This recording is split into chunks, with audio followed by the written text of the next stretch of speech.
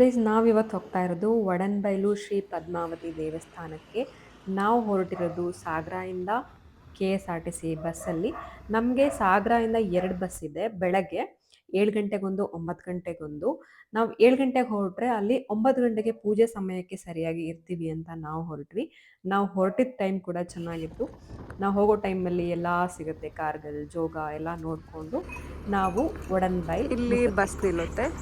So ಇಲ್ಲಿಂದ ಹೀಗೆ ನಡ್ಕೊಂಡು ಹೋದರೆ ಒಂದು 3-4 ನಿಮಿಷ ಹೋದರೆ ಅಲ್ಲಿ ದೇವಸ್ಥಾನ ಸಿಗುತ್ತೆ. ಎಷ್ಟೊಂದು ಹತ್ರ ಇದೆ ಅಲ್ಲ. ನಾವು ಬಸ್ಸಲ್ಲಿ ಬಂದರೂ ಕೂಡ ನಾವಿಲ್ಲೇನು ನಡೆಯೋದು ತುಂಬ ಅವಶ್ಯಕತೆ ಇಲ್ಲ.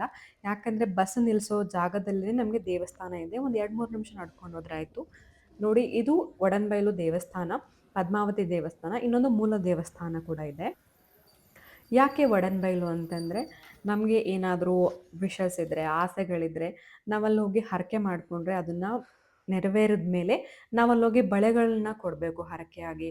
ಅಂದರೆ 108 ಬಳೆಗಳು, 1000 ಬಳೆಗಳು, 10,000 ಬಳೆಗಳು, ನಾವು ಹೇಗೆ ಹರಕೆ ಮಾಡ್ಕೊಂಡಿರ್ತೀವೋ ಅಷ್ಟು ಬಳೆಗಳನ್ನ ನಾವು ಕೊಟ್ಟರೆ ಆಯಿತು ಅಲ್ಲಿ. ಮತ್ತು ಇಲ್ಲಿ ಭೂತರಾಜ ಮತ್ತು ಮುಕ್ತಿನಾಗ ಕೂಡ ಇದೆ. ನಾವು ಹೋಗಿರೋ ಸಮಯ ಹೇಗೆ ಅಂದರೆ 9 ಗಂಟೆಗೆ ಅವರು ಪೂಜೆಗೆ ರೆಡಿ ಮಾಡ್ತಾ ಇರ್ತಾರೆ. ನೋಡಿ, ಇಲ್ಲಿ ಪ್ರಸಾದ ಕೂಡ ಆಗುತ್ತೆ ಆ ಟೈಮಲ್ಲಿ. ಅದನ್ನು ನೋಡ್ಕೊಂಡು ಬನ್ನಿ.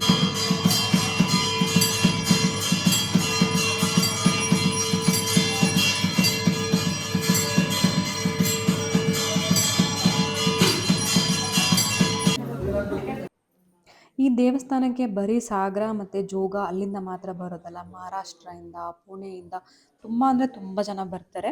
ಇಲ್ಲಿ ಬಂದು ಹರಕೆ ಮಾಡಿಕೊಂಡು ಅವರ ಹರಕೆ ತೀರಿಸುವಾಗ ಬಳೆಗಳನ್ನ ಹರಕೆಯಾಗಿ ನೀಡ್ತಾರೆ. ಮತ್ತು ನೀವು ನೋಡ್ಬೋದು ಇಲ್ಲಿ ದೇವಸ್ಥಾನದ ಪಕ್ಕದಲ್ಲೇ ನಾವು ಹೀಗೆ ಹೋಗ್ತಾ ಇದ್ರೆ ಇಲ್ಲೂ ಕೂಡ ತುಂಬ ದೇವರುಗಳನ್ನ ಇಟ್ಟಿದ್ದಾರೆ. ಇದರಲ್ಲಿ ಮುಕ್ತಿನಾಗ ಇದೆ, ಆಮೇಲೆ ನಾಗರ ದೇವರುಗಳು ತುಂಬ ಇದೆ. ಇದರಲ್ಲಿ ನಾಗಬನ ಅಂತ ಇದೆ. ಅದರಲ್ಲಿ ತುಂಬ ಅಂದರೆ ತುಂಬ ನಾಗರ ಕಲ್ಲುಗಳನ್ನ ಪ್ರತಿಷ್ಠಾಪನೆ ಇದೆ. ಇದೇನು ನೋಡ್ತಿದ್ದೀರೋ ಇದು ಮುಕ್ತಿನಾಗ. ಇದೇನಂತಂದರೆ ನಾವು ಹರಕೆ ಮಾಡಿಕೊಂಡು ನಮ್ಮ ಹರಕೆ ತೀರಿಸೋ ಟೈಮಲ್ಲಿ ನಾವೇ ಬಂದು ಅದಕ್ಕೆ ಹಾಲಾಕಿ ನಾವೇ ಪೂಜೆ ಮಾಡ್ಬೋದು. ಅದು 7 ಎಡೆ ಮತ್ತು 77 kg ಇದೆ.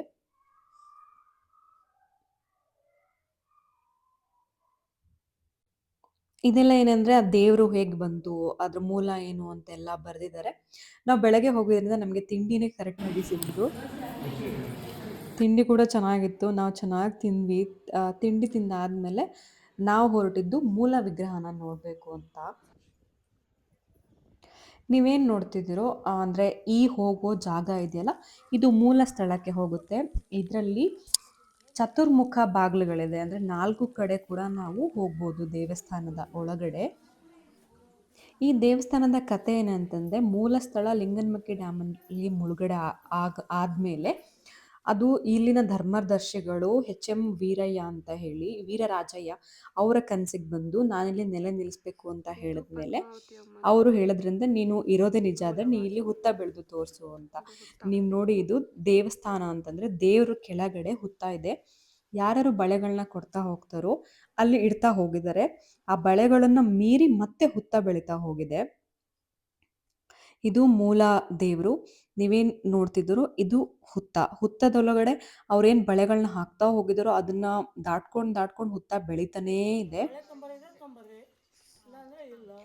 ಈ ಹುತ್ತ ನೆಲದಿಂದ 12 ಅಡಿ ಮೇಲೆ ಇದೆ.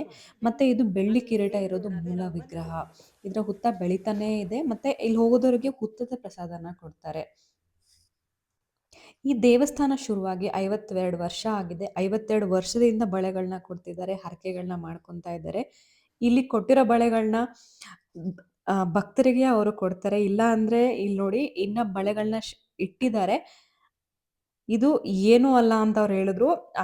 ಎಷ್ಟು ಬಳೆಗಳಿತ್ತು ಅಂದರೆ ಇಡೀ ಪ್ರಾಪರ್ಟಿಗೆ ಬಳೆಯಲ್ಲೇ ನಾವು ಕಾಂಪೌಂಡ್ ಮಾಡ್ಬೋದಿತ್ತು, ಅಷ್ಟಿತ್ತು ಅಂತ ಅವ್ರು ಹೇಳಿದ್ರು. ನೀವೇನು ನೋಡ್ತಿರೋ ಚಿಕ್ಕ ಚಿಕ್ಕ ಬಳೆಗಳನ್ನ ಹಾಗೆ ಇಟ್ಟಿದ್ದಾರೆ ಅಷ್ಟೇ. ದೇವಸ್ಥಾನ ಅಂತೂ ತುಂಬ ಅಂದರೆ ತುಂಬ ಚೆನ್ನಾಗಿದೆ. ಬೆಳಗ್ಗೆ ಹೋಗೋರಿಗೆ ತಿಂಡಿ ಕೊಡ್ತಾರೆ, ಮಧ್ಯಾಹ್ನ ಊಟ ಕೂಡ ಇದೆ ಅಲ್ಲಿ. ಮತ್ತು ಬಸ್ ಹೇಗಿದೆ ಅಂತಂದರೆ ದೇವಸ್ಥಾನದ ತನಕ ಕೂಡ ಬಸ್ ಹೋಗುತ್ತೆ. ಏನು ನಡೆಯೋ ಅವಶ್ಯಕತೆ ಏನೂ ಇಲ್ಲ. ನೀವು ಯಾರು ಹೋಗಿಲ್ಲ ಅಂದರೆ ಒಂದ್ಸರಿ ಹೋಗಿ ಬನ್ನಿ. ನಿಮ್ಗೇನಾದರೂ ವಿಶಸ್ ಇದ್ದರೆ, ಹರಕೆ ಮಾಡ್ಕೊಳ್ಳೋದಿದ್ರೆ ಮಾಡ್ಕೊಳ್ಳಿ, ದೇವರಲ್ಲಿ ನಂಬಿಕೆ ಇದ್ದವ್ರಿಗೆ. ಸೊ ಅದು ನಿಮಗೆ ಕಂಪ್ಲೀಟ್ ಆದಮೇಲೆ ನೀವು ಹೋಗಿ ಬಳೆಗಳನ್ನ ಹರಕೆಯಾಗಿ ನೀವು ತೀರಿಸ್ಬೋದು. ಆ ಥರ ಇದೆ. ನನಗೇನೋ ಈ ದೇವಸ್ಥಾನ ತುಂಬ ಇಷ್ಟ ಆಯಿತು. ನಾನು ಮೊದಲನೇ ಸರಿ ಹೋಗಿದ್ದು ಮತ್ತು ಸ್ವಲ್ಪ ಹಳ್ಳಿಯಲ್ಲಿ ದೇವಸ್ಥಾನ ಇರೋದ್ರಿಂದ ತುಂಬ ಚೆನ್ನಾಗಿದೆ. ಹೋಗೋ ದಾರಿ ಕೂಡ ಚೆನ್ನಾಗಿದೆ, ನೋಡ್ಕೊಂಡು ಹೋಗ್ಬೋದು. ನೀವು ಇವಾಗ ನೆಕ್ಸ್ಟ್ ಏನು ನೋಡ್ತಿದ್ರೋ ಇದನ್ನ ಭೂತರಾಜ ಅಂತ ಕರೀತಾರೆ. ಅಂದರೆ ಅಲ್ಲಿನವ್ರು ಹೇಳಿದ ಪ್ರಕಾರ ಕೆಲವೊಂದು ದುಡ್ಡಿನ ವಿಚಾರ ಆಗಿರ್ಬೋದು, ಮಾಟ ಮಂತ್ರ ಅಥವಾ ಜಾಗದ ವಿಚಾರ, ಕಳ್ತನ ಏನಾದರೂ ಒಂದು ಆಗಿದ್ರೆ ಅವರು ಹರಕೆ ಮಾಡ್ಕೊತಾರೆ. ಅದು ನೆರವೇರಿದ ಮೇಲೆ ಕುಂಬಳಕಾಯಿ, ತ್ರಿಶೂಲನ ಹರಕೆಯಾಗಿ ತಂದು ತೀರಿಸ್ತಾರೆ ಮತ್ತು ಹೂಗಳನ್ನ ಕೊಡ್ತಾರೆ ಅಂತೆ. ಹೇಗೆ ಧರ್ಮಸ್ಥಳದಲ್ಲಿ ಅಣ್ಣಪ್ಪ ಸ್ವಾಮಿನ ಧರ್ಮಸ್ಥಳನ ಕಾಯ್ತಾರೆ ಅಂತ ಹೇಳ್ತಾರೋ, ಹಾಗೆ ಭೂತರಾಜ ಈ ಕ್ಷೇತ್ರನ ಕಾಯ್ತಾರೆ ಅಂತ ಅಲ್ಲಿನವರು ನಮಗೆ ಹೇಳಿದ್ರು. ಅದಾದ್ಮೇಲೆ ಅಲ್ಲಿ ಪಾರ್ಶ್ವನಾಥ ಅವ್ರದ ಮೂರ್ತಿ ಕೂಡ ಅಲ್ಲಿ ಇದೆ. ಅಲ್ಲಿ ಲಾಕ್ ಆಗಿರುತ್ತೆ, ಹೊರಗಡೆಯಿಂದ ನಾವು ನೋಡ್ಕೊಬೋದು ಅದನ್ನ. ಗೈಸ್, ನೀವು ಒಂದ್ಸರಿ ದೇವಸ್ಥಾನಕ್ಕೆ ಹೋಗಿ ಬನ್ನಿ. ಈ ವಿಡಿಯೋನ ಫುಲ್ ನೋಡಿ. ಏನಾದರೂ ಚೇಂಜಸ್ ಇದ್ರೆ ಹೇಳಿ, ಶೇರ್ ಮಾಡಿ, ಕಮೆಂಟ್ಸ್ ಮಾಡಿ, ಲೈಕ್ ಮಾಡಿ. ನೋಡಿ ಗೈಸ್, ಆನೆ ಜೊತೆ ಆನೆ ಇದೆ.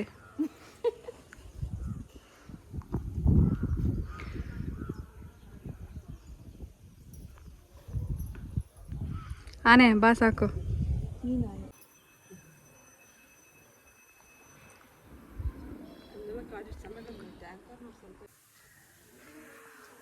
ಓಕೆ ಗೈಸ್, ಇದಾಗಿತ್ತು ನಮ್ಮ ಏನಿದೆ ಒಡನ್ಬೈಲು ದರ್ಶನ. ಸೊ ನಾವಿವಾಗ ವಾಪಸ್ ಹೋಗ್ತಾ ಇದ್ದೀವಿ. Thanks for watching. Bye. Please do subscribe, share and like. Guys ನೋಡಿ, ನೀವೇನಾದರೂ ಈ ದೇವಸ್ಥಾನಕ್ಕೆ ಬರಬೇಕು ಅಂದರೆ ಇಲ್ಲಿ ಕಾಂಟ್ಯಾಕ್ಟ್ ನಂಬರ್ ಇದೆ. ಶ್ರೀ ಪದ್ಮಾವತಿ ಅಮ್ಮನವರ ಮಂದಿರ, ಇದು ಎಕ್ಸಿಟ್. ನಾವಿವಾಗ ವಾಪಸ್ ಹೋಗ್ತಾ ಇದ್ದೀವಿ. ಇದು ಬಸ್ ಸ್ಟಾಪ್.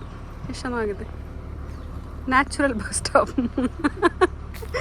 ನಮ್ಮಮ್ಮ ಒಂದು ಡೀಲ್ ಮಾಡೋಕ್ಕೆ ಹೋದ್ರು, ಆದರೆ ಸಕ್ಸಸ್ ಆಗಿಲ್ಲ. ಅವರು 3 ಜನಕ್ಕೆ 400 ರೂಪಾಯಿ ಕೇಳಿದ್ರು.